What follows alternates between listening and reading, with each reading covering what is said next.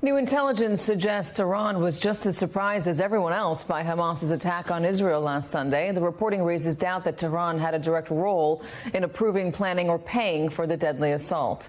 But despite the revelation, the U.S. and Qatari governments have agreed to block Iran from accessing any of the $6 billion it got or was about to get during a prisoner swap last month. Joining us now is NBC News Chief Foreign Affairs Correspondent Andrea Mitchell.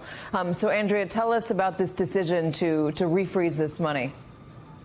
The decision to refreeze the money, Katie, is partly about politics, frankly, but it's partly to prevent Iran from using any money that could possibly be used to help Hamas.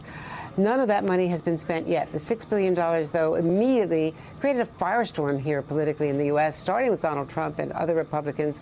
The head of the Republican National Committee said that they should, zero in on this, and one by one, every Republican candidate criticized the money. It's Iranian oil profits that were approved under a previous under the Trump administration, that Iranian oil profits could be held in an account in South Korea to help our South Korean and our Japanese allies who were relying on Iranian oil for their own economies. So this was part of a deal that was universally accepted, even that under sanctions because of the nuclear program that had been restarted by Iran after the Trump administration broke out of it, that they could sell their oil to our allies who were really reliant on that, and that was to stabilize the oil markets. That said, they were permitted to release that money to a central bank in Qatar, not spend it unless the U.S. Treasury approved every disbursement for humanitarian purposes.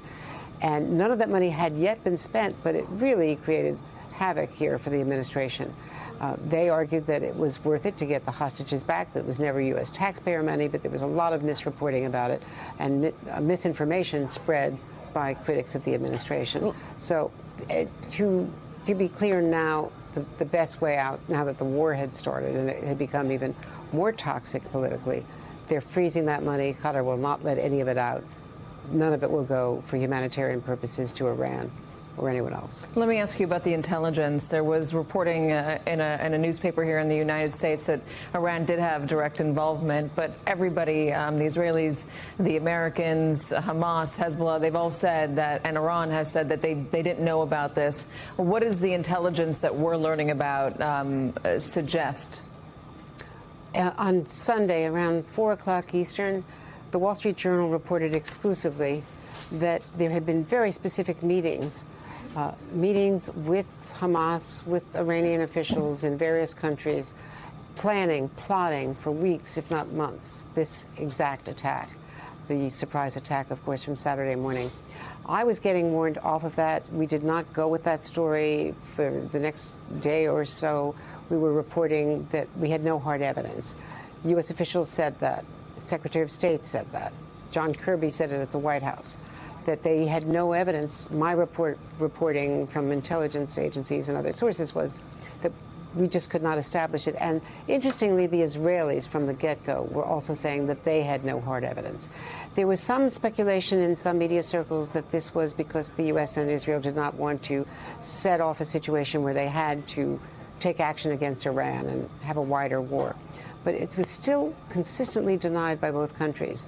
And then the New York Times, I believe, and then we also reported some details that they have specific lines of intelligence that Iranian sources, intelligence sources to the U.S., were surprised and shocked that this had happened. So you don't have to take it from the Ayatollah Khomeini, who denied it. American sources say, intelligence sources say, it just didn't happen. They were as surprised as everyone else that Hamas had been doing this in secret.